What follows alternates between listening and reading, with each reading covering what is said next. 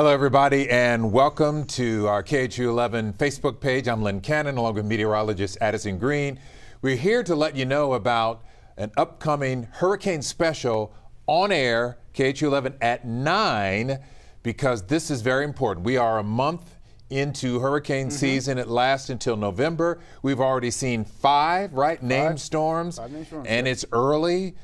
We dodged a bullet with Elsa, and so did Florida for the most part, but folks did get a lot of rain in some areas.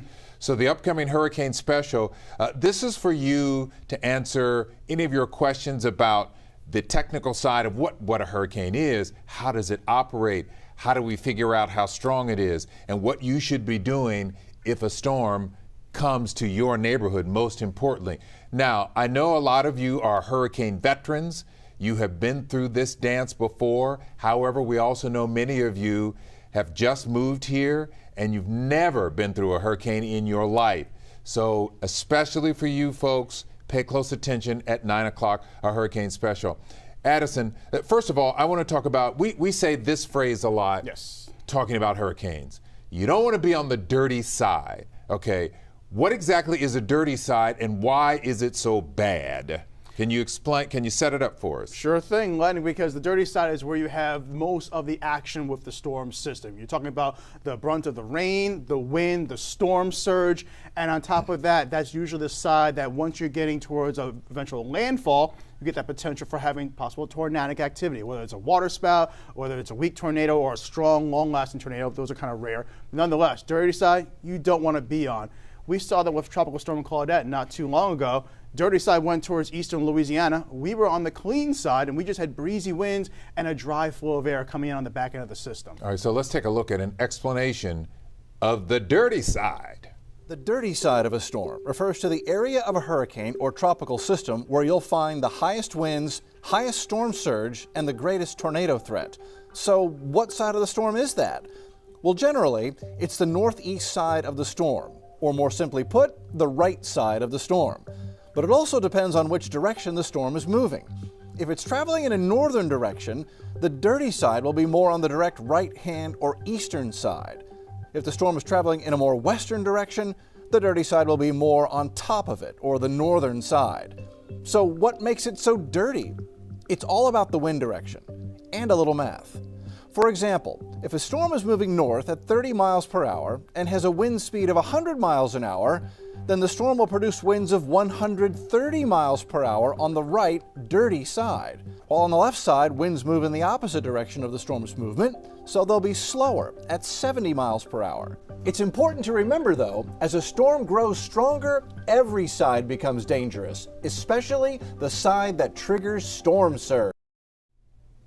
My goodness, great information. I like the last part, really interesting.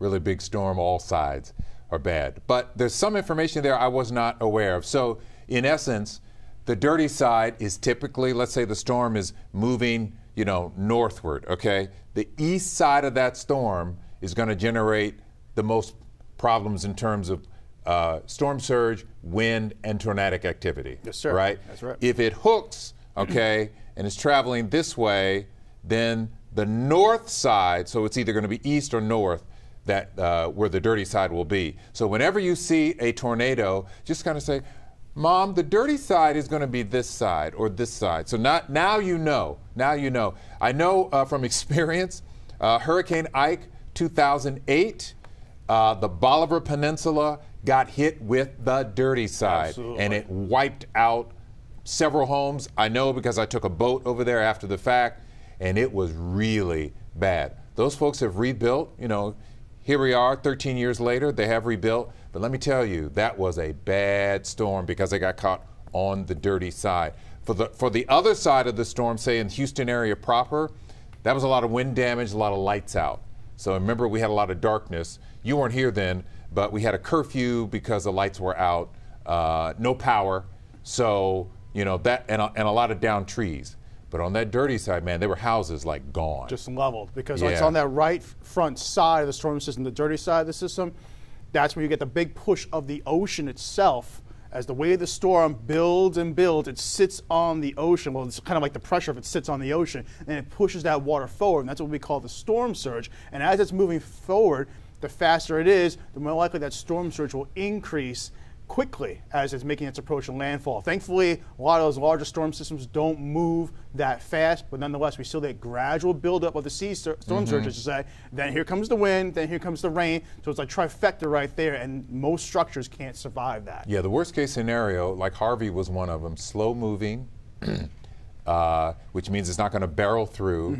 Time to gain strength, so it's slow moving, powerful, and there's nothing to push it, it stalls. Yes. That's bad news. Bad news. Absolutely. And so this is why the hurricane special is so important, for you to get a sense of what you potentially could go through and how you should handle it, no matter where you live in Houston. And trust me, every place in Houston is subject to get caught in something bad. We watched during Harvey, people said, I lived in this house 70 years, never flooded until now. Yeah, look what happened. So if you get 55 inches in 4 days, something's going to happen bad. You just can't, that's a year's worth of rain. That's what Harvey was in 5 days. A year's worth of rain in 5 days is just unavoidable. By the way, if you have any questions before the special hits on air on KHOU 11 News here in about 22 minutes or so, 21 minutes at 9 o'clock, you can jump on our Facebook page, KHOU 11 Facebook page, ask Addison some questions. We can take the questions, answer them right here. But more importantly, coming up at 9, we want you to watch this special to know exactly what you can expect, what to anticipate, how to prepare. Something else I want to talk about. Satellites monitor the storms, right? Yes, absolutely. Those gives us the kind of like heads up all the way out in the middle of the Atlantic, because we don't have any radar sites out there. It's the middle of the open ocean, so we have to use satellite data to see these storm systems developing. As we get little tropical waves coming in off the African continent, they go into the central portion of the Atlantic Ocean. They start to feed off the warm sea surface temperatures if they have light winds aloft and a lack of Saharan dust. We're talking about something that can quickly strengthen, develop over time, and it's only a matter of time before it runs into the Caribbean islands, through the Gulf of Mexico, or up the East Coast. What amazes me is if you've watched our coverage before, the beginning of a potential storm, not the one, sometimes they blow up in the Gulf like that, right? Yeah, we had that with Wilma a couple of years ago. Yeah, so, but when the radar, we look at a radar and it says there's a wave off the coast of Africa, that's thousands of miles away, and yet you can track a wave that suddenly, as you were explaining, blows up into something potentially dangerous, potentially a named storm, and you can track it and watch it and see what direction it goes. Sometimes it goes up the Atlantic seacoast. If it gets into the Gulf, where the water is warmer, potentially bigger, then anytime it gets into the Gulf, we're always like, ooh, because, it could be anywhere from, Mexico, the Panhandle, or excuse me, Florida, the Panhandle, all the way down to Mexico, as our coastline curves down. A lot of real estate right there that could be impacted, and we are certainly taking up a big chunk of the Gulf Coast right here in Texas. And while that storm system could potentially come over this way, we've seen time and time again, like last year, for instance, Hurricane Laura, that was making a direct shot towards Houston. I remember. And we saw the upper level winds, the Bermuda high system as well, helping to steer it a little bit towards the east, and it started making a little more of a right-hand turn. Unfortunately, where it went was devastation in the Lake Charles area, but the major city of Houston dodged an extreme bullet. I don't want to say it's a bullet, more like a cannonball. Absolutely, that's a very good point. And they got hit twice, the Lake Charles area, 2 storms, which is Laura unheard and of. Delta. It's unheard of. And within Laura, 15-mile difference of where they made landfall from each other. And so, just to give you a sense, last year, first of all, we had record number of storms last year. 30 storms. Okay, I've lost track of which was which. Okay, so you say Laura, I'll take your word for it. Because we have to work when the storm comes. So Laura was like, don't know, as you were saying, might come here, and it was big enough. I sent my family out of town. Choice. I said, I can't be worried about you if I'm here having to cover the storm. And so, it was within, I think we were about 90 miles, because parts of Beaumont got smacked with it as well. Still, yeah, the rough waves and the winds still impacted the peninsula because it just sticks out right there into the Galveston Bay area. So right on the coast, Galveston as well, still were impacted by even minimal impacts from Laura, but the rest of the metro area certainly did dodge the worst of it as we saw the system go right up into towards southwest Louisiana. Okay, so the title, as you see there from our hurricane special that's coming up at 9 right on KHOU 11 on air, Staying Weather Smart. All right, you want to be smart? Check this out. This is how satellites monitor storms. Watch. Satellites, they give us the ability to look down on our planet and see things from an otherworldly perspective. From the first crude televised satellite image in 1960 to today's high-resolution images from cameras hovering thousands of miles above our planet. It's the ability to look down on the oceans that has had the greatest impact on tropical meteorology in the past 100 years. This bird's eye view gives us information about developing storm structure, intensity, the environment it's moving into, changes in sea surface temperature, all from a very safe distance. Now that being said, there is no replacing piercing into the center of an approaching storm to gather first-hand data. So once a storm like this gets into range, the hurricane hunters fly. There you go. Satellites are amazing. They keep us informed. Oftentimes you hear David Paul talk about, something changing. You get a forecast, say in the 10 o'clock news, the next morning the forecast has changed. I mean, that's just, and David owns it. He said, look, I can forecast only so far out and give you a pretty good idea, but there are things that can happen over the course of several hours that can change the course of a storm, make it move, make it bigger, make it less powerful, which is a good thing, or it moves and is not going to be a problem with land. That's why it's always good during hurricane season when there is a storm, like we had Elsa, especially for the folks in Florida, in the Barbados, in Jamaica. You have to constantly check to see if this thing is staying on course as predicted, because sometimes they move.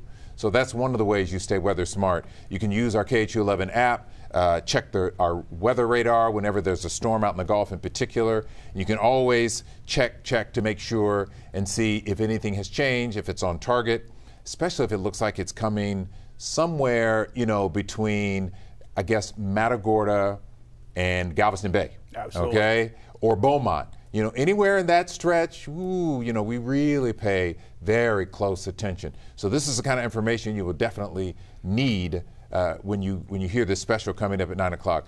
It's important timing for this. Here we are, what is it, July 9th? July 9th, yep. And we've already had, like you said, 5 named storms so far. We've had a very active start to the season. Typically, the 5th named storm doesn't come around until towards the tail end of the month of July. And that's why we always say, keep your eyes on the forecast. Don't just lock in on one you see and then call it a night, go to bed, and then that's it. Yeah. We keep updating the forecast because new information keeps coming on into the computer models, the satellite information comes in our way, and we give you the latest information. But many things can change, even as the system is 24 hours away from landfall. Yeah. You can make that turn like we just described before, and then all of a sudden, one area is out of harm's way, and another one is put right in the bullseye. So when Laura was coming, some of you may recall last summer, folks in Louisiana, a lot of them drove I-10 west. They came to Houston, all right, and they found hotel rooms to stay, or they went all the way, say, to San Antonio.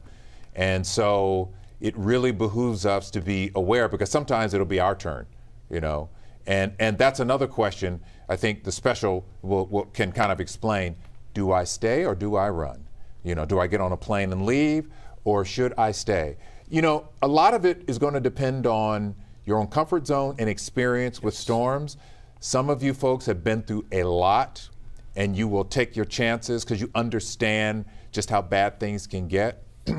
For those of you who've never been through it, pay really close attention. If city officials, county officials say, especially like on Galveston Island, but if they say leave, evacuate, oh man. Don't do it sooner rather than later. That means you have to be prepared. You can't be running to get water and a bunch of stuff and gassed up when everybody else is trying to do it. Right. You got to kind of stay vigilant once something begins to get even close to the Gulf, so that you can, at a moment's notice, decide, all right, let's hit the road, or let's jump on a plane, or however way you're leaving. You can go, north, or typically you need to go west. That's typically what happens. Yeah, just get away from the coast. Get away from the coast. And, so there's a lot of information there, and it's good for you. Absolutely. And also, while we have the special coming up as well, follow up by grabbing, make sure right here, our special hurricane guide. We made this a couple of weeks ago, and it has the three of us right here, me, David, and Cheetah. Unfortunately, we did not have Tim in time. He just got here. Just got here, just missed it, just like that. But we do have him on the digital version. But this not only tells you tips and information you need to know about, say, preparing your hurricane preparedness kit, but also what evacuation zone you're in, when you should leave, what's the best route to get out of town, and a lot of good information right here. It's free, pick up anywhere, so definitely a good thing to have on hand. And you know, the city and county officials, emergency officials, they learn from issues that they've dealt with in the past. What comes to mind, and I wasn't here yet, is a year before I got here, 05, you had Rita, okay? And so a lot of people got on the road, I don't know, a couple million, something like that. And it took some people hours. Some people ran out of gas. You know, there were deaths. It was crazy because people were very concerned. And it turns out the storm was mostly to our east in the Beaumont and then further west area that Rita hit. So it is, you know, you got to stay on top of it. Absolutely. And sometimes don't necessarily wait to the last moment to do so. That's what I was saying. Have all your stuff ready to go and have your best way of getting out of town. Don't just hit the road, everything thrown in the car, it's all mishmash, and then you're just going. Because what if you forgot something, or somebody, or a pet? Don't forget grandma. Don't forget grandma. You got to make sure you have everything good to go ahead of schedule. And we can think of, in recent memory, the winter storm back in February. Oh my gosh. A lot of people were scrambling to get supplies. And everyone was caught off guard as well because of how much of an impact the storm did. That was such a rare, unusual event. And I grew up in cold weather. And so I was never concerned in February about driving because I've driven in blizzards. You know what I'm saying? We're from up north. I grew up in Ohio, and it was like, New York City. But, you know, to not have the power. So that's a whole other story. Anyway, hurricane season. Weather staying weather smart, that's what we want you to do. So coming up here in about 10 minutes on KHOU 11 on air, you must watch our hurricane special so you can stay informed and be aware as the hurricane season progresses. And I should tell you this, because, you know, this is the timeline. Mid to late August into about mid-September is the hot zone. That's when we see typically the biggest storms, that we typically see the biggest threats. So I'm not saying we won't see anything between now and then, but in particular, by then, with the water warmed up, they start lining up. And so, you know, pay really close attention always, but latter part of August and into September, historically, that's when, you know, those storms come. The Ritas, the Harveys, you know, the Ikes. Yes, you start getting towards the middle of the alphabet. That's when we start hitting, you know, full, you know, pedal to the metal, so to speak. Pedal to the metal. We're just getting storms popping up left and right. And I often hear people say, whenever we're doing our forecast discussions, and, you know, is it going here? Is it going there? Oh, I'm not going to be worried about this. Or it's only a tropical storm that. You should never have all that in your mind. You should only think about how you are prepared and if you remembered everything off your checklist. Because you don't want to wait to the last moment to try and get X, Y, and Z things checked off when you got to get out of town, because now that meager tropical storm is now beefed up into a major hurricane overnight, and it's coming right towards us. The change that I've been talking about. All right, folks. So thanks for joining us on our KHOU 11 Facebook page. Coming up in 10 minutes, our KHOU 11 special on air. And then following that, join us for KHOU 11 News at 10, because there's a whole lot of news going on tonight you do not want to miss. We'll see you on air.